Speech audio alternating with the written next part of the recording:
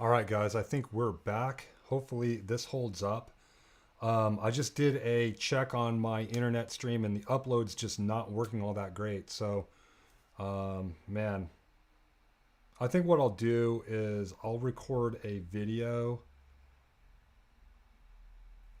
I might need to record a video and answer some of these awesome questions in a separate video. All right, so it looks like we have a few viewers. Some guys are better. Some guy says it's better. Some guy says, hey, coach, they're back. And yeah, the stream's like on red. So I wish I could show you what I'm seeing, but it's just not. Okay, so guys are saying it's working now. Aaron Greenreich, David Parnelli, Alan House still hanging a bit. Yeah, I know it's tough. Well, I'll tell you what I'm going to do, guys. Um, I'm going to keep going. You guys asked some really good questions. I know we were talking about cornering, and obviously I got shifted out of state for the most part. And so, yes, I say, okay, the stream's looking pretty good now. What we're going to do is we're just going to go straight to the questions. I know if any of you guys have any questions as it pertains to turning and passing like a pro, definitely ask those now. And looks like the stream is working tons better. Forgive me, I don't know what happens. The only thing I could do is just restart it and do my best to be here for you guys. And it happens, right? It rarely happens, but it happens. So one of the things that we were talking about earlier was passing, and we spoke about technique, right? We spoke about technique, and we also talked about thinking ahead when it comes to passing. And we also talked about the idea of always be hunting, always thinking ahead. And before you even get to this point, you have to work on your technique. You have to work on your figure eight turns and master the turns and take it to the track and start working on every and any opportunity that you have when you enter a corner, whether it's practice, whether it's in racing, and always try to have a strategy in mind that you could use on the rider in front of you and also prevent yourself from getting passed from other riders as well. So guys, you guys have to be working on that stuff. Let's see what questions did we have. We're just going to jump straight to Ask Coach G. I know it's going to be buffering here and there, so forgive me. And let's see. Snowman 27. Did you teach Pee Wee Lee how to turn? I did not. He's really, really good at turns. David Parnell has a question about doubles. Okay, Sean A., I want to try to keep it relevant in terms of passing as much as we can. What's the best line to take in a turn to not get passed? Like, what's the best defensive line to take if you're in front? Sean, thank you so much. I think that's a great question.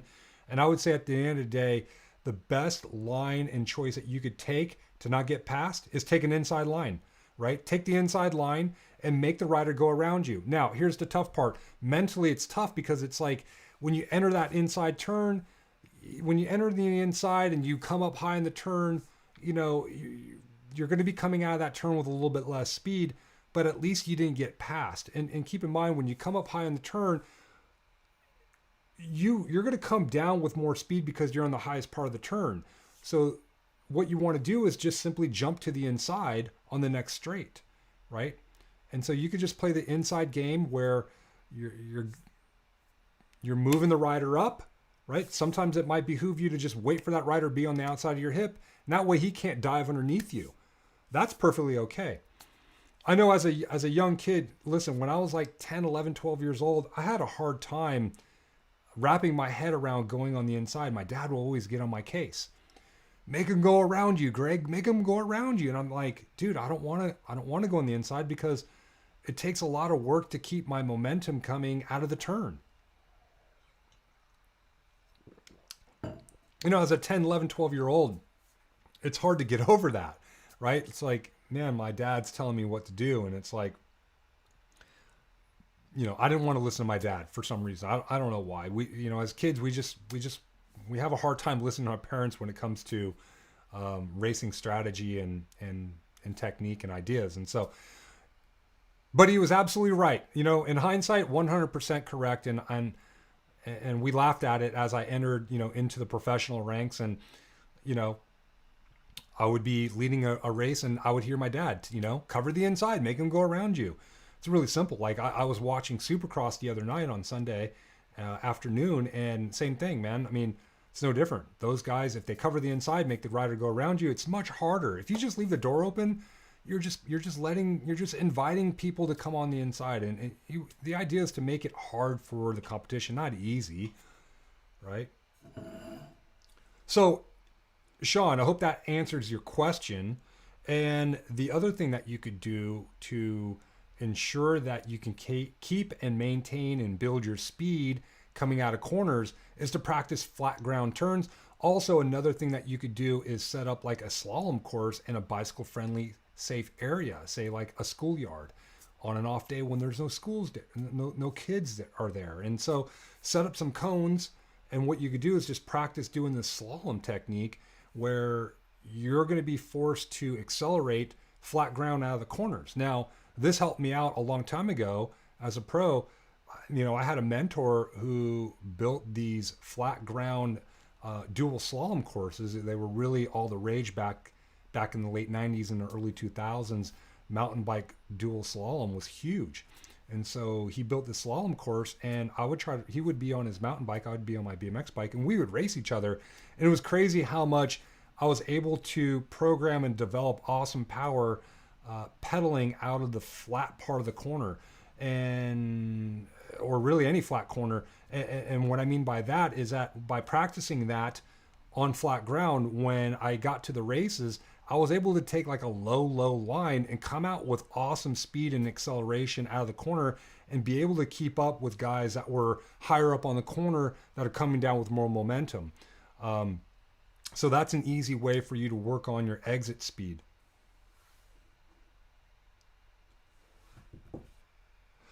Snowman 2727, should you run less PSI on different turns, like big asphalt versus a tight indoor turn?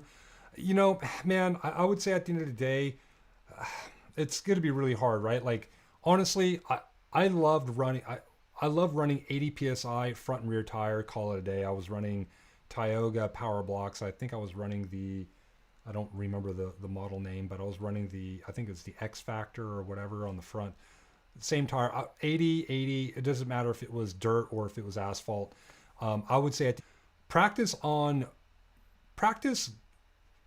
going towards your limit of just braking traction. That way you understand, you know, how much you need to lean the bike over, or how, you know, what's the tightest radius line that you could take without the tires breaking traction. That's something I always did. That was easy to do when I was on flat pedals too. So I would sometimes even put my foot out when you show up to a new track and you're trying to figure out what's the earliest you can get out of the gate, and you kind of purposely hit the gate so you know how early you can go. You just kind of hit the gate, tap it on purpose. Gary Ellis used to do this back in the day, and he taught me this. He's like, I would just try to figure out, you know, by hitting the gate, what's the earliest I can go, and then back off from there, and then he's timed it correctly. Same thing with turns. Find out what that breaking point is when it comes to dirt corners.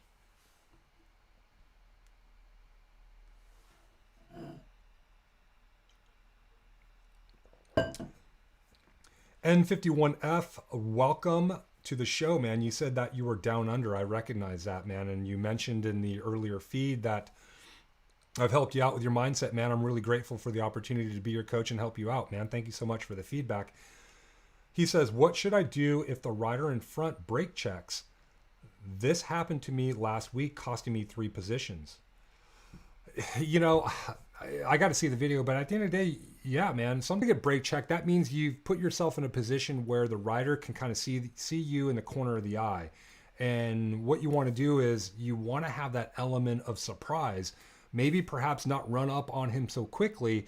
And maybe what you want to do is get close to him, but a little bit further on the outside, right? Because if you're really close to him and really tight, he could do what he wants, right? He can kind of control and manipulate where you're going to go. He can hit his brakes, but if you're on the outside and he hits his brakes, then you could dive under. So give yourself some room if you can, right?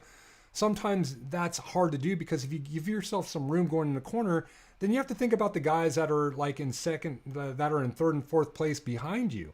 That's the hard part about making passes, especially in a first turn or a second turn. The pack is still tight and close together.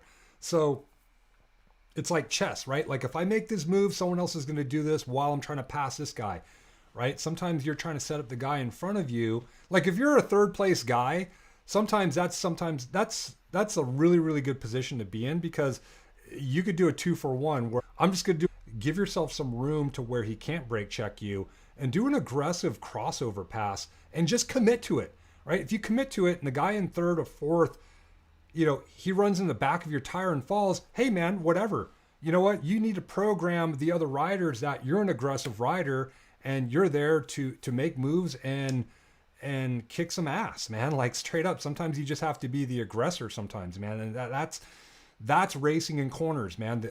Usually the most aggressive guy is going to develop this reputation where, man, this guy doesn't back off in the corners. Like back in the day, I used to race Bubba Harris. The guy was just like, he just came through like a steamrolling runaway train. You weren't going to prevent him from passing anybody. This guy he was going to come in with lots of speed, lots of momentum, and be super aggressive and be congruent and confident with his line and just make it happen. Sean A says, thank you, Coach. JP, let's see here. What do you have, my man? Let's say you had a bad start and fell behind. What should be your strategy line for that first corner? That's a great question. So, it depends on how bad your start is. There was a guy back in the day, right around the lead up of the 2008 Olympics. In fact, he just raced the USA BMX Grand Nationals in the veteran pro class. A guy named Andres Jimenez from Colombia, and he just didn't really. He had no confidence in his gate start or his ability to put power down, all the way to the first jump. So his strategy was it didn't matter what lane he had. He would come out of the gate and purposely wait for everyone's back tire to clear around the first jump. He would charge to the first jump, and then he would wait for everyone's back tire to clear, and then he would just accelerate to the inside of the corner, and he did the old-fashioned, I'm getting fourth or better, right? Fourth or better in professional BMX racing, if you do that consistently, gets you into a lot of main events, gives you a lot of opportunity to be on the podium. He wasn't a guy that was going to hole shot, smash the first straight hole shot, and just run away with the win. That wasn't his style. So he got in where he fit in, which was, you know what, I'm just going to let everyone go, and I'm just going to dive and go to the inside every time. And it worked for him every time. Made the Olympic final and got fourth place at the Olympics. Almost got third, but hey, you know what? It gave him an opportunity to go after a bronze medal. It gave him an opportunity to race the Olympics. So something to be said for that. Now, if you were to get a bad start, I would use that technique, right? I would definitely go for the inside. I would have two plans, right? Go for the inside or go for the outside. My personal go-to was go to the outside, and I would just try to do some crazy high-low and see if I can pick off, at least 2 or 3 guys and come out of the corner with speed. And, I had, back then I had decent skills. I had good track speed, good fitness. So, it wasn't like an all or bust in the first turn. I had, after the first turn, I had 2 more turns to go. So I was thinking long game, right? I was thinking long game if I got a bad start, which it happened to me quite a bit. There was a track back in the day, West Palm Beach, which was a really, really short first straightaway, and the turn was really tall. And I remember one time I got a bad start, went to the outside, did the super aggressive high-low move, in which I practiced that move on Friday. I programmed it and configured the technique, and it actually worked. In a main event, I went from 8th place to 3rd, and then I ended up winning. I ended up picking off the guy in 2nd, and then got the guy in 1st down the last straight. And so, again, we spoke about that in the previous feed, the one that shut down, which was, working on your technique lines, right? Working on the passing lines as much as you can at the track, whether it's practice or racing. Always be thinking ahead. Always be thinking ahead. Where is it? Let's see. There it is. Think ahead. Passing's all about thinking ahead. Truly.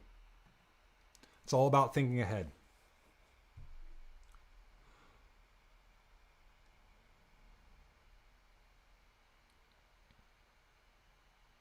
Here we go. Alana Kushinsky asks, how can you get around getting cut off in turns? I race the same girl every week and seem to find this difficult. How would you recover trying to find time? Okay, I'm going to need more context. I don't know what you mean by finding time. Finding more speed? What do you mean by getting cut off in turns? So basically, like, are you just slightly behind the rider and you're coming in and they just shut you down? You have to again, you have to find the element of surprise. After this video, go back and look at the original stream. I pretty much played a video from my race day DVD of the 3 passing techniques and strategies that you could use, Alana. Go in there and check out the X pass. It has the element of surprise. When it comes to passing, you have to have the element of surprise. If you just stick your nose in there and say, hey, I'm right here, they're just going to cut you off, right? They could shut you down. The person that has the handlebar in front of you really truly controls and dictates the situation. Don't give them that. If you're going to make the pass, you got to commit and come in there like a wrecking bowling ball and man, you know what? Just give them an elbow. Sometimes you got to give a hit before you take one. So, but I would say at the end of the day, the element of surprise is key, Alana. You have to have that element of surprise. If you don't have that, then it's really going to be hard. You know, it's going to be really hard to not get sniffed out and just get shut down. Liam says, can I get a shout out? Yeah, man. Liam BMX Nova. Shout out. JP, thanks for the answer. Alana, yeah, they kind of shut me down and we just battle each other back and forth. I was saying just like make up the time. Yeah. Liam has a question. I'm a 12-year-old intermediate, but I always race experts and I'm as fast as them on the first straight. Dude, that's awesome. But they get me on the turn. Any tips? Dude, yeah, that's what we're talking about today. We're talking about turns. So, Liam, I would say without watching any video, man, you know, where are they getting you in the turns? Are they getting you on the inside? Because if they're getting you on the inside, then you have to use the old technique and tip that my father would yell at me with. Cover the inside. Greg, cover the inside. You know, he would be in the first turn. I would get the whole shot. Cover the inside, Greg. And dude, you got to make them go around you, man. So where are they passing you? If they're straight up passing you, like they're doing like a mid-low or a crossover, sometimes there's not much you could do about that, right? Sometimes, you know, the only thing you can do is work on your technique, or rather your turning line choice, right? Like at the end of the day, the best line is the tightest radius line where you hold traction and maintain speed. That's it. And that's why it's important for you guys to practice your figure 8 turns, in which did we cover that in this video or the previous video? I don't remember. It's all becoming one video to me now. But yeah, man, that's a great question. Aaron Greenreich, here we go. Where would you draw the line between good aggressive riding and sending someone over the top? Yeah, good aggressive riding, rather. It's all about taking lines where you just have to force the rider to, like, you're forcing the rider to either hit the brakes or just back off, which is the same thing, right? But you're taking away their line, you're taking away their opportunity to pass you. There's absolutely nothing wrong with that, right? Being aggressive, like putting someone over the turn, it happens, right? Sometimes, I mean, I've put guys over the turn on accident, right? Just, I was a little bit too aggressive. I've made people slide out, and, you know, I'd pass the guy in front of me, make him slide out, and he would take out the whole pack. You know, sometimes that works out. That's awesome. You know, there's nothing wrong with that, right? Like, you don't have time to apologize if you're aggressive. Now, if you're just straight up T-boning somebody, right, where you just come in deliberately and you're punting them over the turn, okay, well then that's like ill will, right? Like that's borderline. Like, someone did that to me before, and it sucks, man. Like, it sucks. I've done that to someone else, so, you know,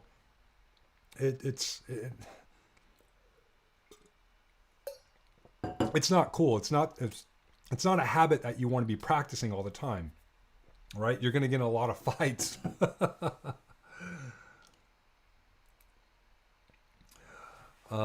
Let's see here. Days Rock says 28 watching and only 5 likes. Everyone smash the like button. It helps the channel. Days, man, I'm grateful for you to be here and promoting the channel, man.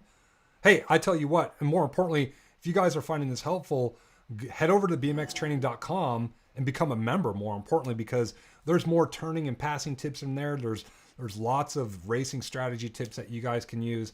I mean, all these questions that you're asking me, they're awesome, but a lot of this stuff is also in there. And I also have awesome training plans for you guys. At the end of the day, bmxtraining.com, it's all about the training plans for you guys to follow to improve your first straight, to improve your track speed. The more track speed and fitness that you have, the more opportunity that you guys are going to have to increase your racing strategy and passing and holding people off, right?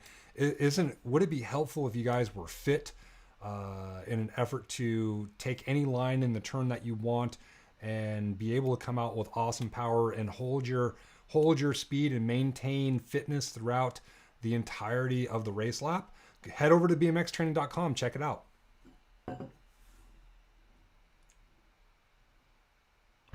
Okay, so here we go. Cruz and Omar Fun Zone. I love these YouTube channels, man. Like, I love these YouTube channel names. It's so cool. They're so unique. Let's see here. He has a question about technique. So I'm going to bring up the technique picture.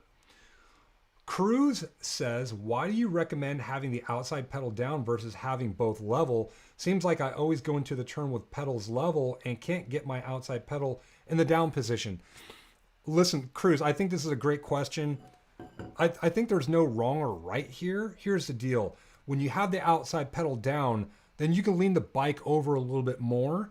And when you lean the bike over a little bit more, you're able to take a tighter radius turn. And when you take a tighter radius turn, it's less track speed. It's less track that you need to cover. Therefore, your track times are going to be faster. Also, if you're taking a tighter radius turn, having the outside pedal down will allow you to maintain traction. And that is the key, because if you have your pedals level, you can't really lean the bike over and get your body weight over the wheel line, right? So like if I'm leaning over this way and the wheel line's right here, if my pedals are level, I can't be as aggressive leaning the bike over to get my hips over the wheel line. Okay, does that make sense? If I have my outside pedal down, then I can get my hips way over the wheels, right? And if my hips are way over the wheels, then I'm having and maintaining more traction, right? It's just science. And as you can see here, that's what I'm doing here. Dude, Brian Foster, in 1995, all he had to do was get second. He had to get second place. He had to get 6th place or overall out of 8 riders to win the #1 pro title.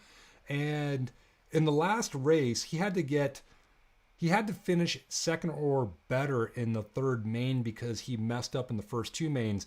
And he was in 2nd place, and he was heading into this off-camber turn. This was in the true story. This was in the ABA Grand Nationals. USA BMX used to be called ABA, the American Bicycle Association.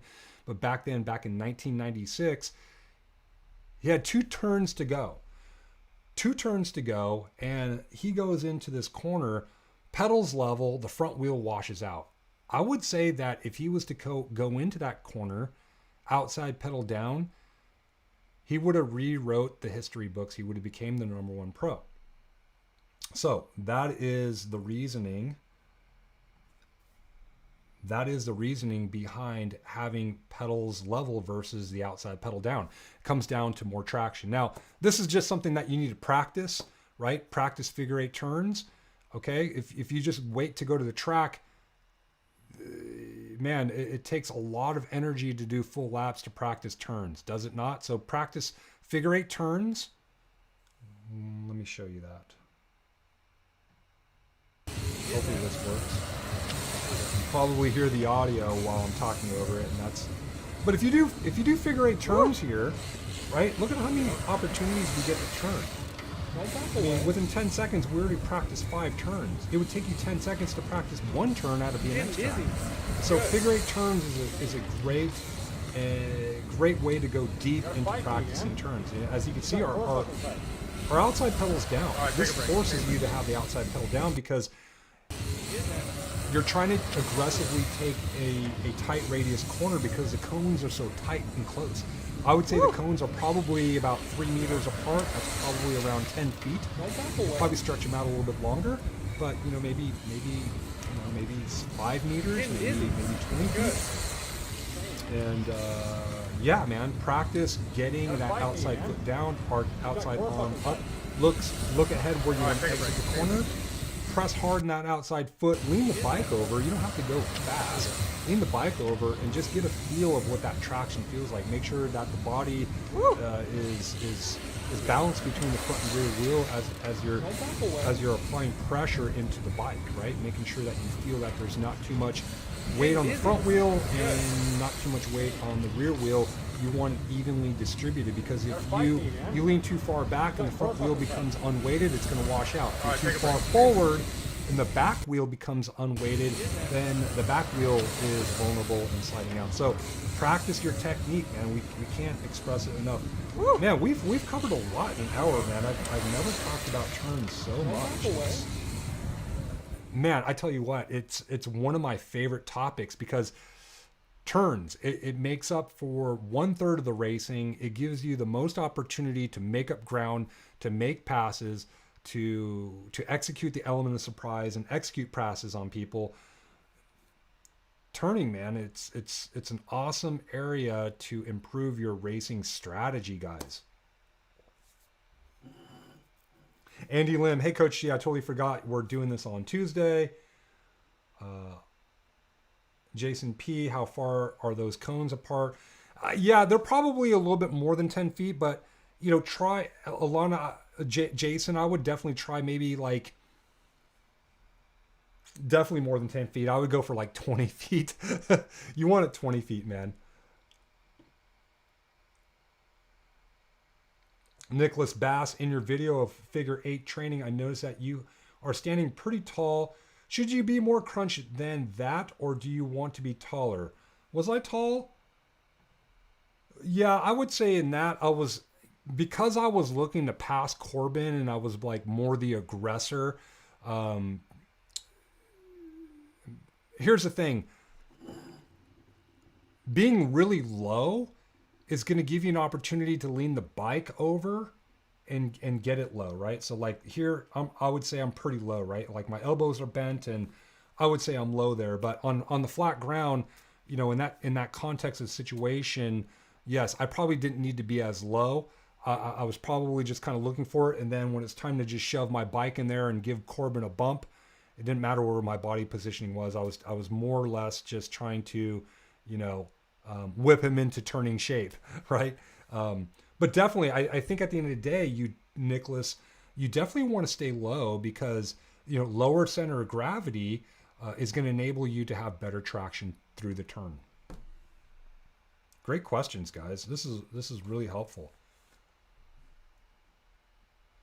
Cruz and Omar says thank you.